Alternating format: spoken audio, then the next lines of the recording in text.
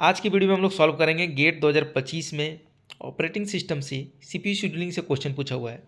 Question simple था कि 4 process दिया हुआ था P1, P2, P3, P4 और उसका अराइवल टाइम दिया हुआ है 0, 1, 2 और 8 मिली सेकेंड।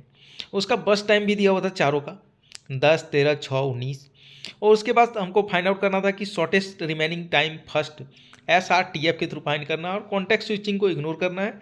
और फाइंड सिंपल सा करना था क्या चीज़ कि भैया आप फाइंड आउट करो एवरेज टर्न अराउंड टाइम कितना होगा। तो चलिए इसको हम लोग सॉल्व करते हैं।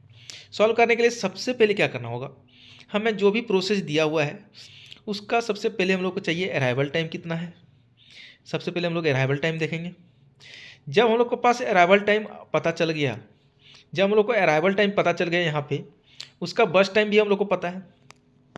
अब हम लोग को सिंपल सा बनाना है क्या, एक बनाना है ग्रैंड चार्ट। ग्रैंड चार्ट कैसे बनाते हैं, सिंपल सा ग्रैंड चार्ट बनाने के लिए हम लोग को सबसे क्या करना पड़ेगा कि P1 कितने पे आया हुआ है। P1 आया हुआ है 0 सेकंड पे, उसका बस टाइम कितना है 10 है।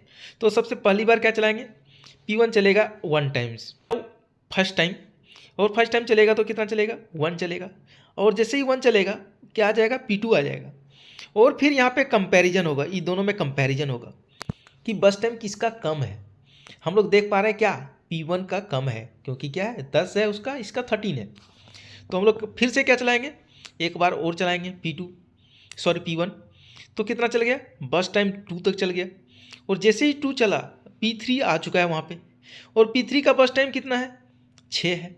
अब तीनों में कंपैरिजन करेंगे, ये तीनों में कंपैरिजन करेंगे तो किसका चलेगा, बस शॉर्टेस्ट रिमेनिंग टाइम फर्स्ट है।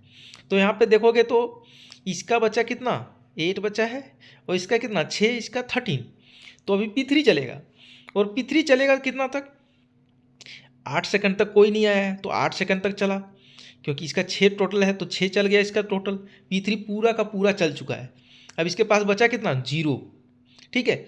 अब बचा हमारे पास 3 प्रोसेस P1, P2 और कितना P1 बचा, P2 बचा और कितना P4 बचा। तो अब क्या करेंगे हम लोग, यहाँ पे देखेंगे कि कंपैरिजन करेंगे। इसके पास बचा था 8, इसके पास 13 और इसके बाद कितना 9। तो हम लोग कंपैरिजन करेंगे कौन सा चलेगा, ऑब्वियसली P1 चलेगा। P1 8 चलेगा, क्योंकि अब और कोई प्रोसेस तो आने वाला है नहीं, कोई आया नहीं। तो अब हम लोग कंपैरिजन करेंगे तो ये तीनों में करने वाले। तो P1 फिर से 8 चला, 8 से स्टार्ट किया 8 तक 16 तक चल गया है। अब कंपैरिजन किसके बीच में होगा, P2 और P4 के बीच में। तो कौन कम है, इसका बस टाइम कम है 9 है, तो P4 चला फिर 16 से लेकर कितना तक 25 तक। और फिर चलेगा क्या P2 चलेगा, रिमेनिंग जितना भी है P2 चलेगा 25 से लेकर 38 तक, क्योंकि इसका बस टाइम कितना है 13 है।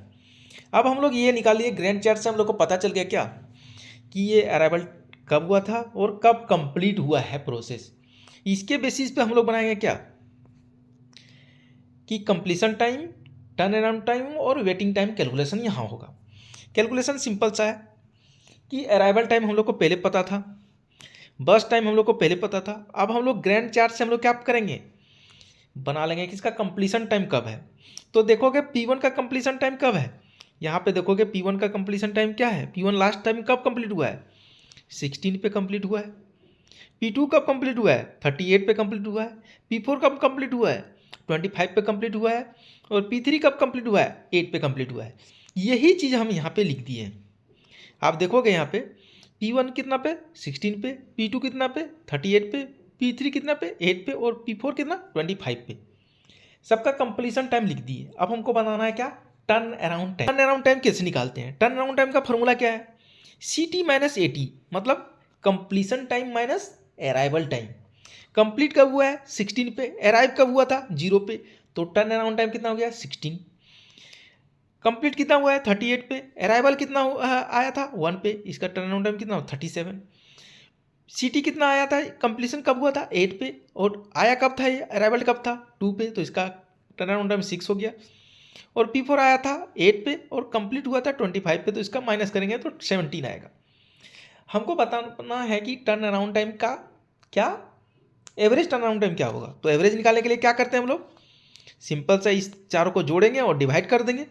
तो हम लोग इसको चारों को जोड़ देंगे, चारों को जोड़ें तो कितना आया, ये चारों को जोड़ोगे और डिवाइड करोगे कितना होगा 76 डिवाइडेड बाई 4, तो हम लोग के पास कितना आएगा 19 आएगा, जो कि हम लोग का क्या है ऑप्शन नंबर डी दिया हुआ था गेट के क्वेश्चन में कि 19 mm मिली सेकेंड। ठीक है, तो यहाँ पे आप अगर यही दे देता क्या एवरेज वेटिंग टाइम निकालो, तो एवरेज वेटिंग टाइम कैसे निकालोगे, सिंपल सा turn around time minus BT time कर देना है आपको, मतलब बस टाइम। टर्न अराउंड टाइम कितना है 16 और वेटिंग टाइम सॉरी बस टाइम कितना है 10, तो कितना हो गया 6 हो गया। अब कितना है इसमें 37 है, 37 में से 13 को घटाओगे तो कितना होगा 24 होगा। फिर 6 में से कितना घटाओगे 6 घटाओगे तो कितना होगा 0 होगा, और 17 में से 9 घटाओगे तो कितना होगा 8 होगा। तो अगर यही क्वेश्चन में आपको पूछ देता क्या एवरेज वेटिंग टाइम, तो आप क्या करते फिर एवरेज वेटिंग टाइम को सबको क्या करते इसको जोड़ते और डिवाइड कर देते 4 से, तो एवरेज वेटिंग टाइम आ जाएगा।